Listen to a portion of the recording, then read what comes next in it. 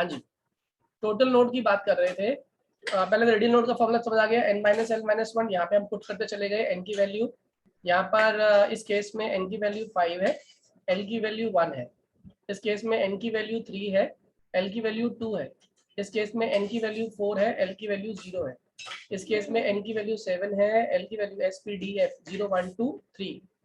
तो यहाँ से n minus L minus one निकालते जाओ तो क्या निकल के आ जाता है? रेडियल नोड आता है। एंगुलर नोड हमारा l है। टोटल नोड का फॉर्मूला क्या होता है? टोटल नोड इज सिंपली, जल्दी बोलिए, n minus one. n minus one. तो हम तीनों चीजें कैलकुलेट कर सकते हैं यहाँ से, रेडियल नोड भी निकाल सकते हैं, एंगुलर भी निकाल सकते हैं और टोटल नोड भी निकाल सकते हैं। ये क्लियर है? Yes sir. और एक टर्म आता है बच्चों, आपको आना चाहिए, जिसको हम लोग बोलते हैं साई स्क्वायर।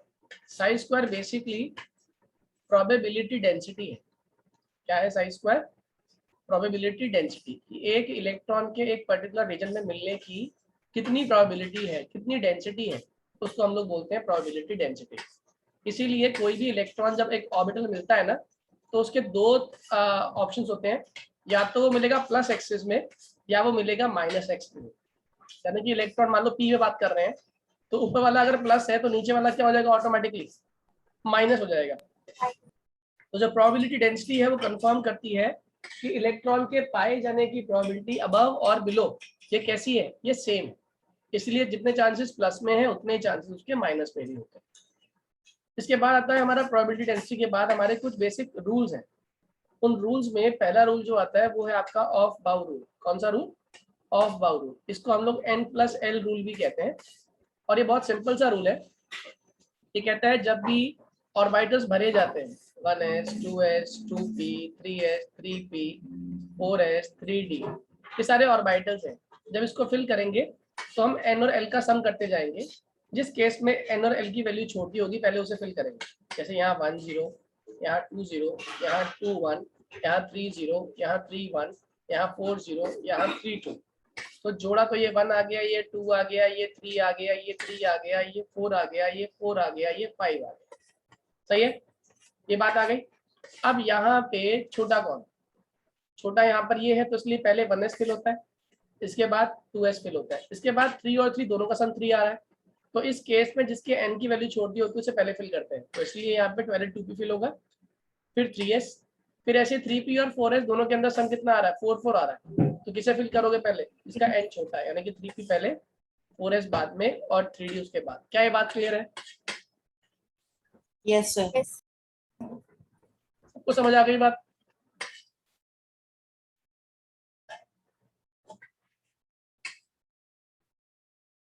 ऑफ बाउ के बाद आता है पॉली एक्सक्लूजन प्रिंसिपल। अब ये क्या होता है? ये कहता है no two electrons in a subshell, in any subshell या orbital can have same set of 4 quantum numbers. कह रहा किन्हीं भी दो इलेक्ट्रॉन्स के किसी भी सबशेल में चारों के चारों क्वांटम नंबर सेम नहीं हो सकते। जैसे एग्जांपल के तौर पे मेरे पास दो इलेक्ट्रॉन है, ये पहला इलेक्ट्रॉन है 1s1, दूसरा इलेक्ट्रॉन है 1s2। तो मैंने क्या किया?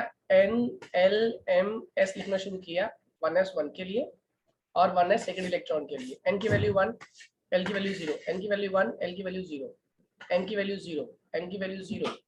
इसकी स्पिन अगर प्लस हाफ है ऑटोमेटिकली इसकी स्पिन क्या हो जाएगी? Minus half. क्या मेरी बात समझ आ रही है? Yes sir. क्लियर है? या फिर जस्ट इसका उल्टा, अगर इसकी वैल्यू माइनस हाफ है तो इसकी वैल्यू क्या होगी? Plus half. यानी कोई भी चारों की चारों वैल्यूज एग्जैक्टली सेम नहीं हो सकती। क्या मेरी बात क्लियर है? अभी बोलो। Yes sir. Okay, next law.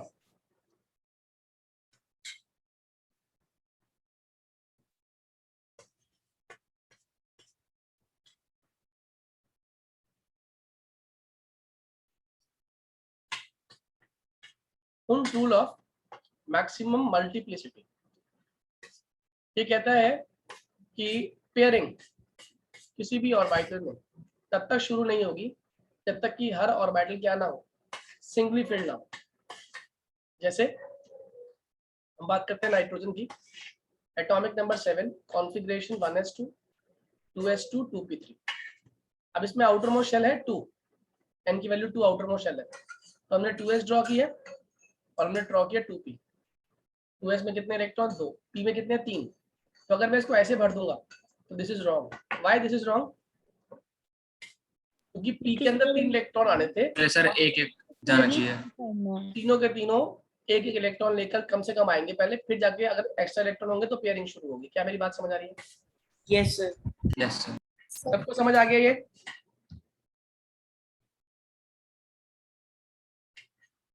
जल्दी बोलिए। Yes, sir. Yes, sir.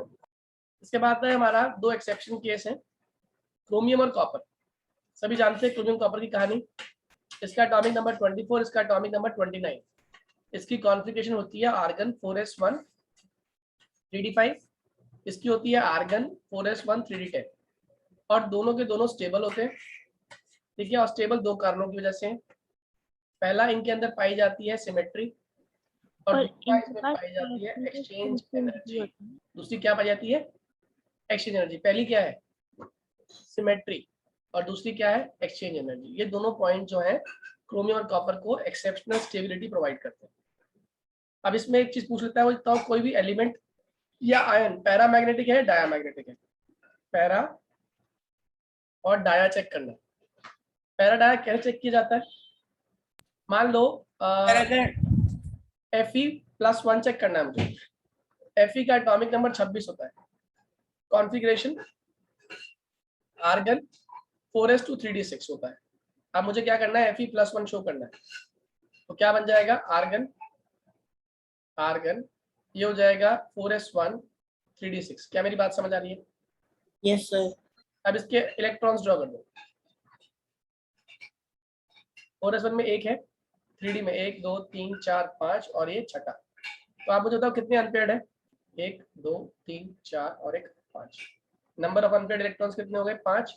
अगर अनपेयर्ड इलेक्ट्रॉन्स हैं, चाहे एक ही क्यों ना हो, वो क्या होता है? पैरामैग्नेटिक। क्या मेरी बात समझ आ गई? Yes, sir. Yes sir. सबको समझ आ गई? Yes, sir. ये क्लियर है? हाँ या ना? Sir, para और diamagnetic equation ऐसे straight ही आएंगे? यस, डायरेक्ट क्वेश्चन है। जैसे आप लोग निकालिए, ये पैरा है डाया है, बताइएगा, निकालिएगा सभी लोग।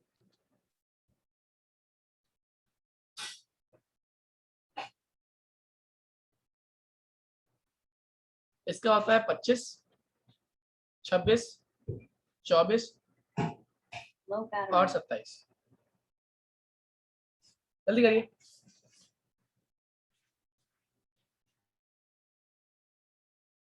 भैया Mn का एटॉमिक नंबर 20। आप इसको 27 कर देना। 27 में हो गया 4s2 3d7 और निकल 28 होता है। तो 4s2 3d7 में से कितने निकालने हैं? 2 निकालने हैं।